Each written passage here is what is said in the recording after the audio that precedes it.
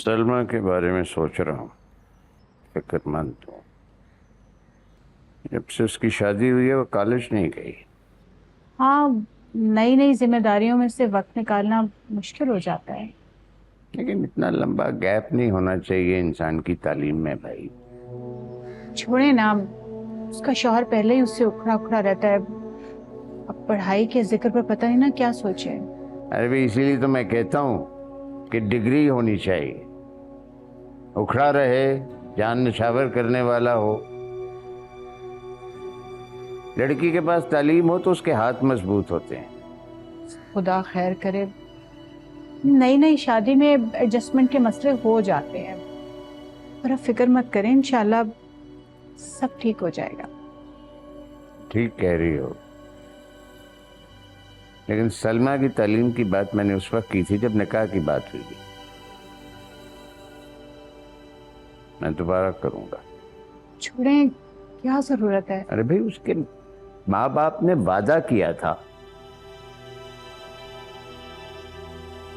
मैं करूंगा दोबारा। बेगम को कहा भाई आज के दिन हम उनको खुद ही मिलने चलते हैं। हाँ, बहुत अच्छा किया कुरैशी साहब। भाई समधी तो हम अब बने हैं ना, ताल्लुकात तो हमारे बहुत पुराने हैं। बिल्कुल, और कोई पता नहीं अब रोज़मर्रा ही मुलाकात हो।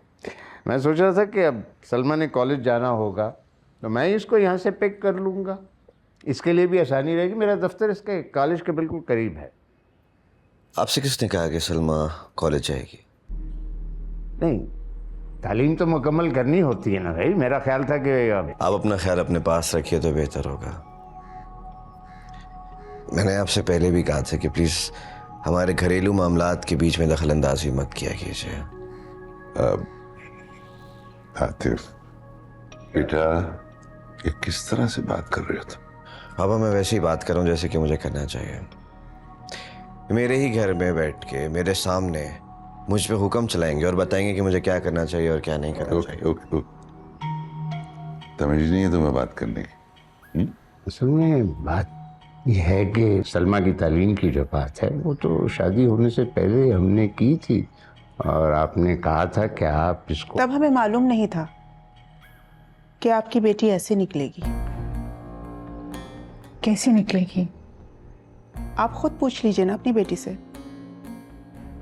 घर के किसी काम में ये दिलचस्पी नहीं लेती, सारा दिन अपने कमरे में बैठे हुए पता नहीं क्या करती रहती है ये। घर के किसी मामले से इसका कोई सरोकार नहीं है। ओह छोड़ो ये घरेलू बातें। भाई घर में मुलाजिम है ना, वो देख लेंगे घर का काम। लेकिन बहुओं के भी तो कुछ फराइज होते हैं ना। आप कुछ तो सिखा के भेजती हैं अपनी बेटी को, और ऊपर से फरमाइश लेकर आ गए हैं आप कि इसका आर्ट्स कॉलेज फिर से स्टार्ट करवाना है आपको, ताकि सिरे से ये घर पे रहे ही ना। वाह, ऐसे क्या देख रहे हैं आप मुझे?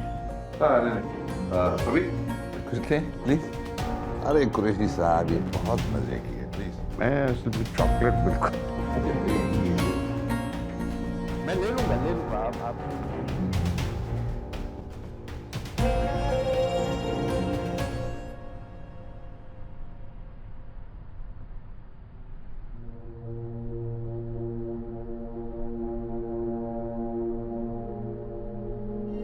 ये अब तुम्हारे बाप को क्या हो गया? हर रोज कोई नई फरमाइश ले आता है, शिकायतें लगाती हो मेरी। मैंने कभी उनसे कोई शिकायत नहीं की। तो फिर क्या तकलीफ है उसे? क्यों मुझे आके जताता है? और ये क्या कॉलेज की इसको नहीं सूझी है? मैं उन्हें समझा दूंगी। तुम्हारा तो वहां पे जाना ही बंद है, और मैं इतना बेवकूफ नहीं हूं जितना कि तुमने मुझे समझ रखा है। सब जानता हूं, तुम जाके बताती हो तभी तो वो यहाँ पे आता है। वो मुझसे मिलने आए थे, ऐसी कोई बात नहीं है। तो आता ही क्यों है वो यहाँ पे? क्यों आता है वो? बहुत शौक है उसको बेटी के घर पे आके लड़ाई झगड़े डालने का। हाँ, मैं बर्दाश्त नहीं करूंगा कि कोई मेरे घर में आके मुझ पे ही हुक्म चलाए। मैं उन्हें समझा दूंगी, कह दूंगी उन्हें कि आइंदा एहतियात कर। आइंदा? देयर विल बी नो आइंदा। समझ आई तुम्हें? तुम ना तो उनके घर जाओगी और ना उनसे बात करोगी। और बात क्या, अब तो तुम फोन पे बात नहीं करोगी। मैं पहले भी नहीं करती थी, चाहे तो अपनी अम्मी से पूछ ले। अम्मा से पूछ लूं मैं? अरे अम्मा क्या, वो तुमसे पूछेंगी। इतना नाराज है ना वो, इतना नाराज है तुम्हारे बाप की उस हरकतों पर। पता है क्या मसला है? तुम लोगों ने अपने जैसा बेगैरत हम सबको समझ लिया। ये है बात।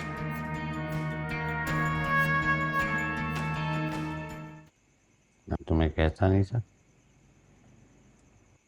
जो आतिफ है इसका रवैया मुझे खटकता है। कैसे नाकदरी कर रहे हैं ये लोग हमारी बच्ची की। सिर्फ वो ही तो नहीं, उसकी माँ भी। मैं तो कभी सोच भी नहीं सकती थी कि सलमा के हवाले से मुझे कभी कोई ताना सुनने को मिलेगा। देखिए तुम्हारे हुस्न के नाम, पीर और मंगल रात 8 बजे। क्योंकि मैं ग्रीन हूं।